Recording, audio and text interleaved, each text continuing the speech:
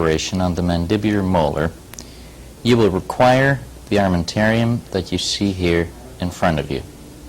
You will need a perioprobe, a sharp explorer, a mirror, your deniform screwdriver, a sharp pencil, and of course the equilibrated Dentec with centric stops evenly distributed throughout the arch.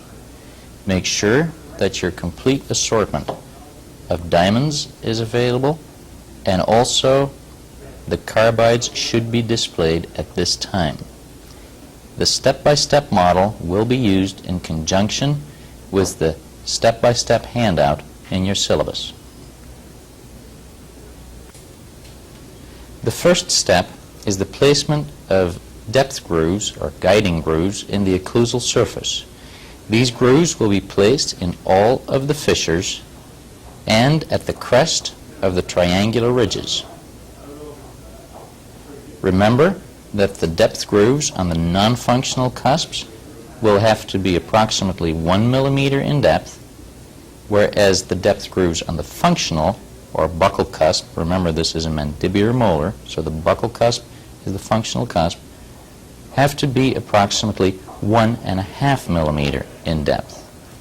After these initial guiding grooves have been placed, we can proceed with half of the occlusal reduction, retaining the distal half as a reference. Note that a functional cusp bevel extends over the functional cusp, which again results in an approximate reduction of 1.5 millimeters. After the occlusal reduction has been completed, we will then proceed with the actual reduction of the tooth. Again, half a tooth at a time, maintaining the other half for reference.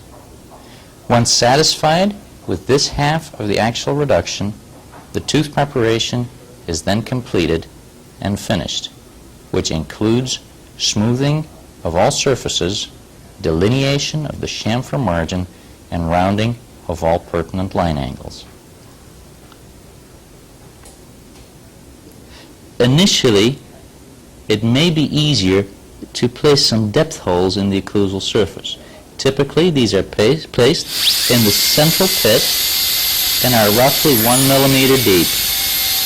Then one is placed in the mesial fossa and the distal fossa. Once placed, these depth holes, after their depth of approximately 1 millimeter has been verified, can be connected by making a horizontal cut following the normal anatomy of the occlusal surface. This cut can then be extended into the marginal ridge areas, and this cut will serve as a guide for the placement of the other grooves. Oops.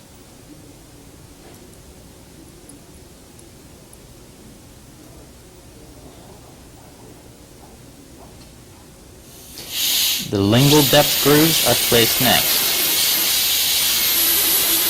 At this time, it can be very helpful to be thoroughly familiar with the actual measurements of the rotary instrument. After the grooves have been placed in the respective fissures, place one depth cut at the crest of each of the two lingual triangular ridges.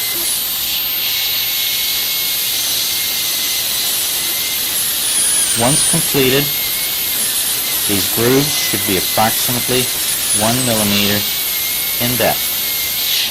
At this stage, the orientation of the carbide is changed, and the same type of depth grooves are placed on the lingual facing inclines of the buccal functional cusp.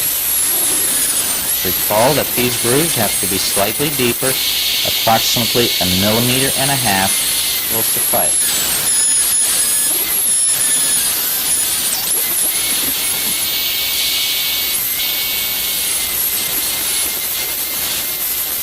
When working in close proximity to adjacent teeth, you should exercise some caution so as not to damage them iatrogenically.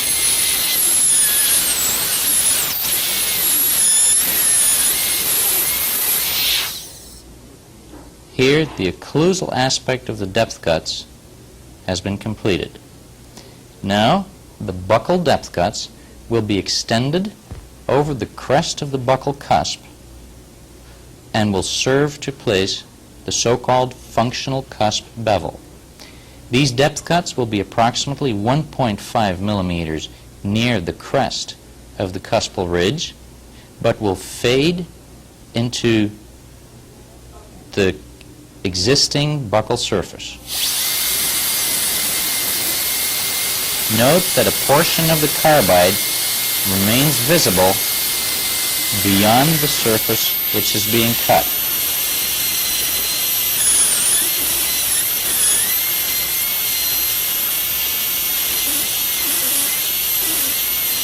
The primary area of reduction is at the cusp tip only.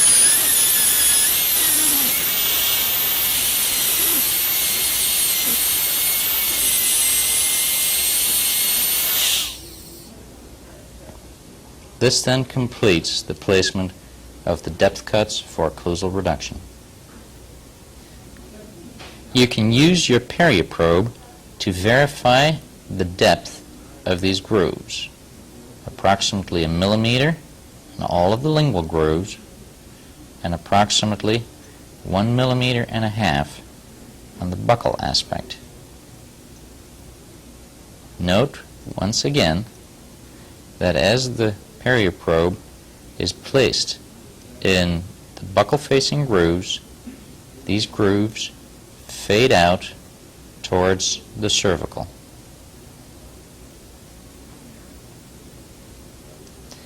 The half DT diamond can then be used to remove the islands of tooth structure between the grooves.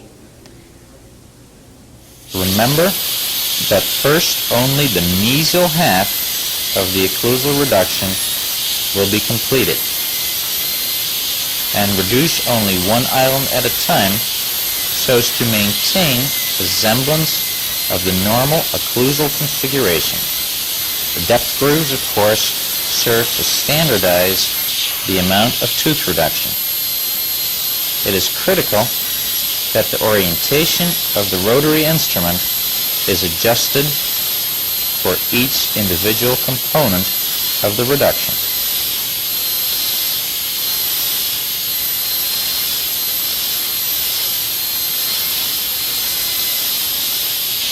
In the area of the marginal ridge, it may be somewhat tricky, and it may be desirable to leave a very small amount of tooth structure immediately in the area of the contact point.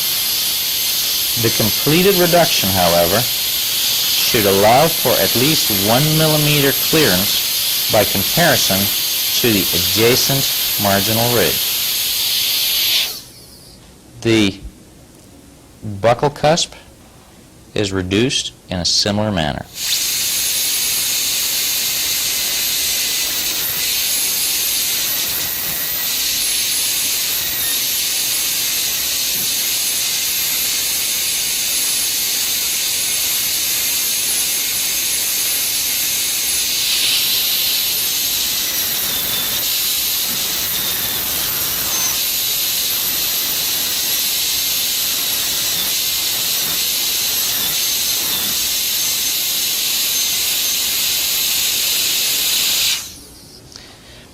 The functional cusp bevel is placed next.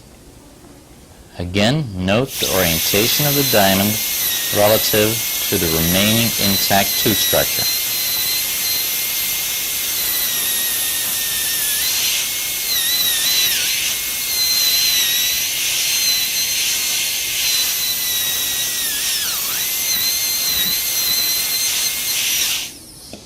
At this time, assess the remaining tooth structure and the adequacy of your occlusal reduction. If a small proximal contact is present, usually the entire occlusal reduction can be completed without any risk of damage to the adjacent tooth. If, however, a broad contact is present, as is the case here, it may be desirable to maintain this tiny lip of tooth structure. This will be removed during one of the later steps as a pass is made with the rotary instrument through the interproximal area.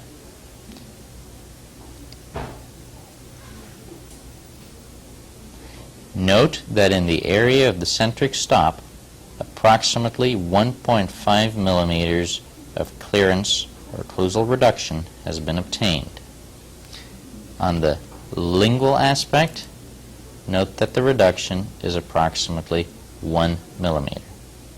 Once satisfied with the dimensional requirements, the occlusal reduction on the distal half of the occlusal surface can be completed.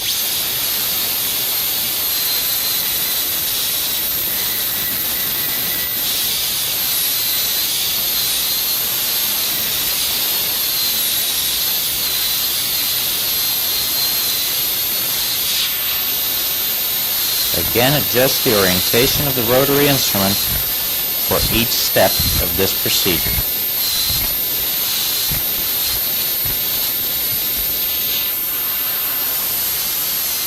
Sometimes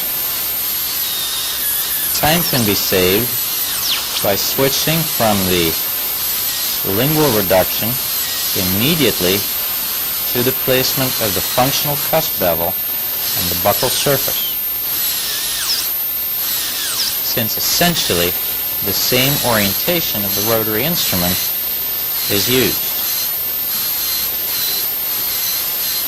Initially, you may find it easier, however, to tackle each component individually, since less of the guide groove remains to reduce this distal-lingual cusp.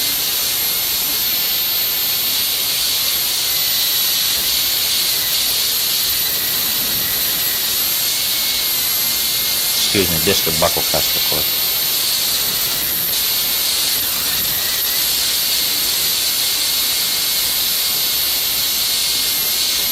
Upon completion of the occlusal reduction, the basic anatomy of the occlusal configuration should remain. A strip of boxing wax can be used to verify the actual occlusal clearance. Removal of the strip will show indentations on the opposing occlusal surface, as well as indentations made by the actual occlusal reduction. You can use your thickness gauge to verify the actual amount of clearance which you have obtained. Remember again that it should be 1 millimeter on the non-functional and 1.5 millimeters on the functional cusps. The next step is placement of the lingual guiding grooves. Remember that the alignment of the diamond should be parallel to the long axis in a mesiodistal direction, and when viewing along the side of the arch, recall that there is approximately a 9-degree lingual inclination to the orientation of the diamond. Once satisfied that in both directions the orientation of the rotary instrument is appropriate, place the lingual guiding grooves in the center of the lingual surface and both mesial and distal line angle area. Do not sink the diamond all the way into the tooth and leave the tip of the cutting instrument approximately a millimeter occlusal to the crest of the gingival tissues. When completed, this is what the lingual depth cuts should look like. This same procedure is then repeated on the buccal surface. It may be somewhat difficult the first time to transfer the alignment of the instrument from the lingual surface. The easiest manner in which this is accomplished is by placing the carbide, or placing the diamond in the lingual depth cut, raising it and moving it parallel to itself, and holding it against the buccal surface. You may have to practice this movement several times. Once satisfied that a parallel orientation has been obtained, proceed and place the buccal depth cut.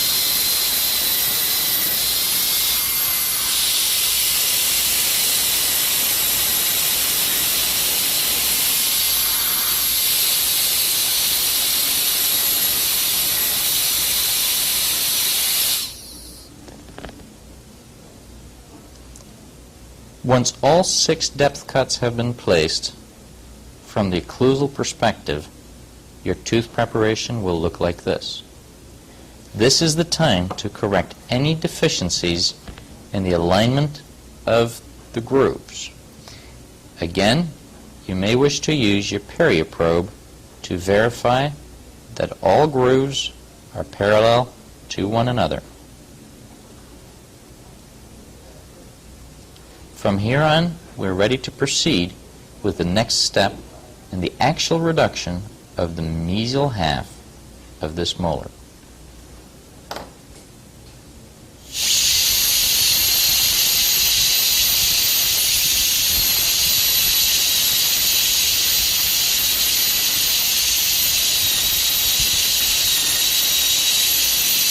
Note that sufficient time is allowed for the rotary instrument to create space for itself, and in one continuous motion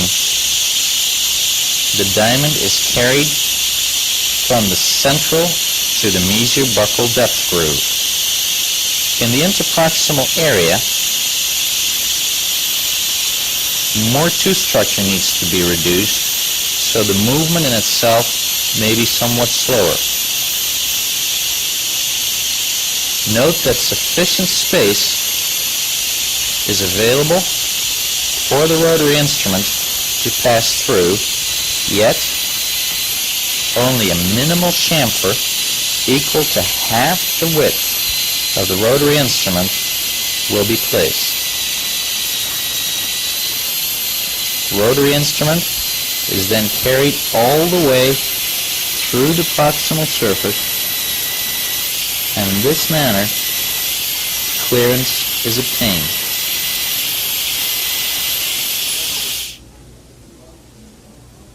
From an occlusal perspective, this is the type of cut that you will have.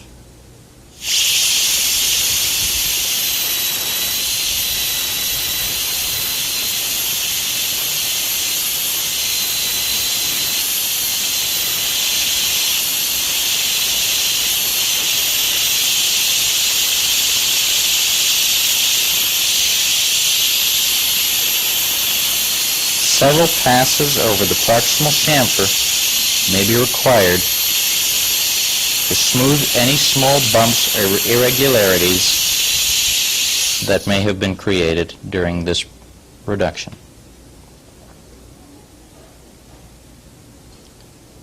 The actual reduction is then carried all the way to the center of the lingual surface. Note that the tip of the diamond faithfully follows the contour of the crest of the gingival tissues,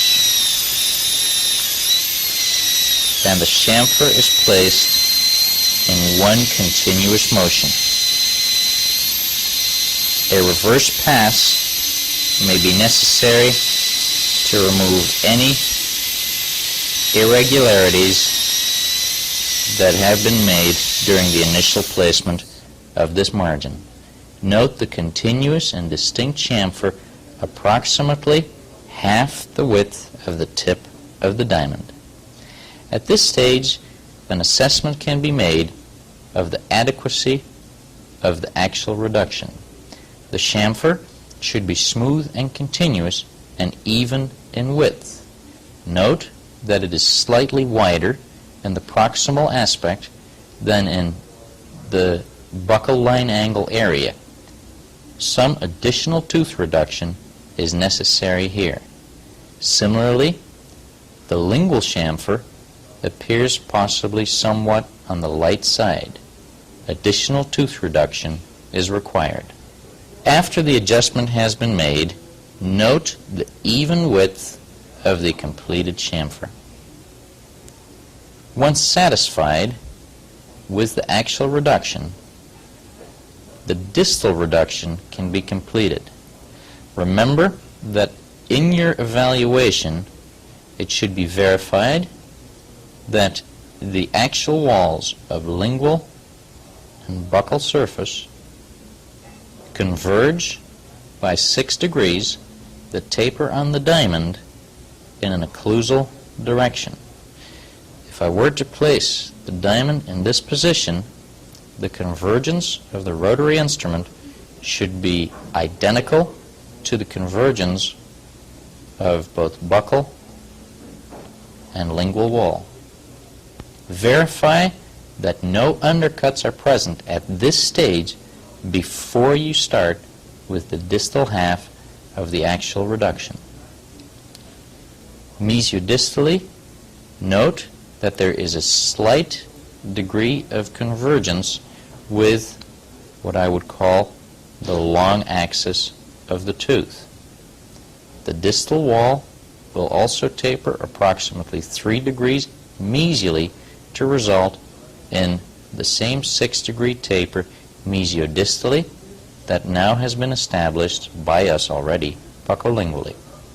Once satisfied that these criteria have been met, you're ready to complete the distal half of the actual reduction. Orient the diamond in the remainder of the central guiding groove and start your reduction.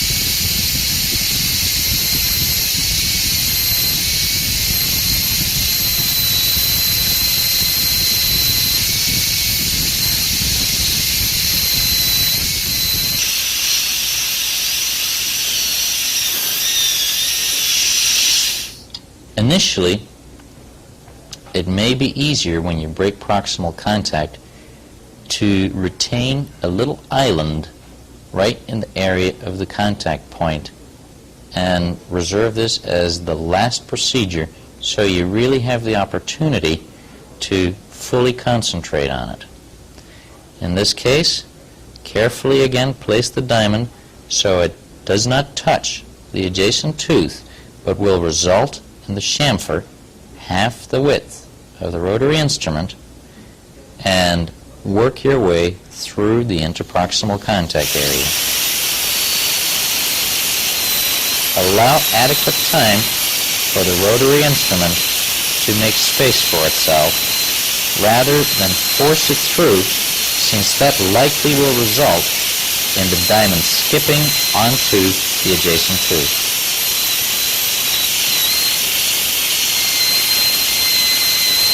A couple of passes will result in a smooth interproximal chamfer. At this stage, assess the adequacy of the chamfer and the reduction. Remember that clearance of at least 1 millimeter relative to the adjacent tooth must be obtained. Otherwise, insufficient space is available for the impression material. Adjust the placement of your chamfer accordingly. Note that throughout this exercise, the margin will remain at least 1 millimeter above the pink acrylic resin. If you come any closer than that, you will have to re-prepare another molar tooth.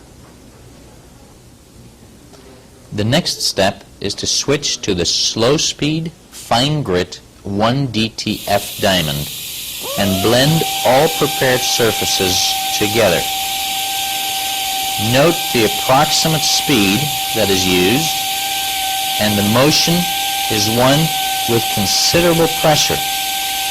You will experience a significant change in tactile sense between the high speed and the slow speed contra angle.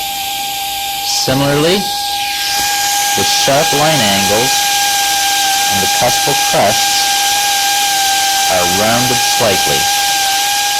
This will make laboratory procedures later on much, much easier. Again, carefully round off the sharp edges and sharp transitions between the axial wall and the occlusal surfaces.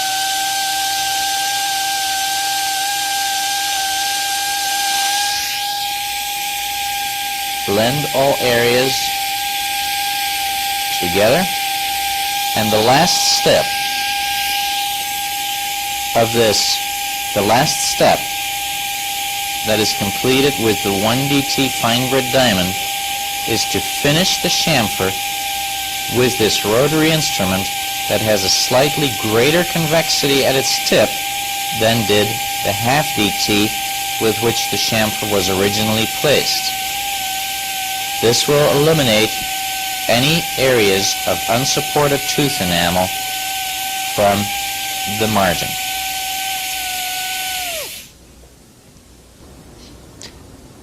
A pumice wash is next applied with a rubber cup. The primary purpose of the pumice wash is to clean off debris rather than that it serves to buff up the surfaces of the tooth preparation.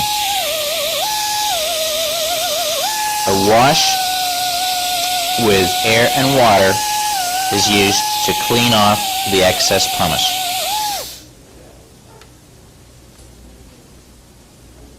The completed preparation is evaluated. At this stage, note that adequate occlusal clearance is present, not only in the occluded position, but also in the excursive movements. Do not forget to check the protrusive movement at this stage. The chamfer is evaluated. A proper chamfer will offer resistance against vertical displacement of the sharp explorer. Also, mesiodistally and buccolingually, it should be smooth and continuous. Any irregularities are removed at this stage with the slow-speed fine grit diamond. From the occlusal perspective, note that chamfer width is even circumferentially, and from the proximal view, note that no undercuts remain. Adequate clearance is present in the proximal marginal ridge areas, and at this stage, the tooth preparation for the complete gold veneer crown has been completed.